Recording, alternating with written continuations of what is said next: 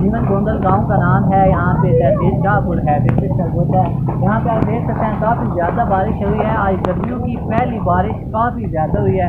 देख सकते हैं पानी सारी सड़कों का रही है, सड़कें तालाब बनी हुई हैं। आप देख सकते हैं यहाँ पे इस साइड पे कैमरा मैन आपको दिखा सकता है, ये इस साइड पे काफ़ी ज़्यादा बारिश है और इस साइड पे तकरीबन ये सारा पानी गांव का यहीं से निकल कर बाहर जाता है और दूसरी साइड है वहाँ से। ये सूरत हाल है कि तकरीबन 2 घंटे लगातार बारिश हुई है।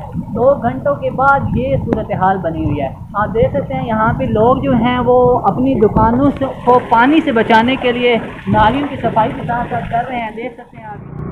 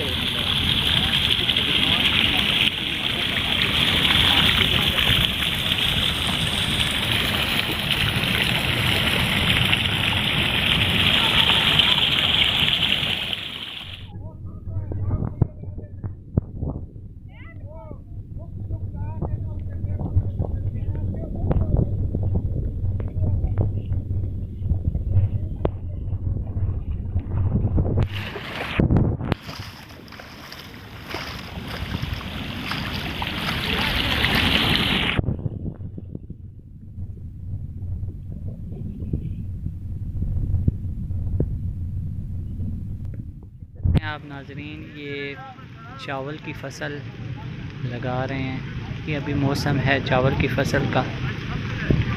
यहाँ पे बारिश काफ़ी तेज़ हुई है।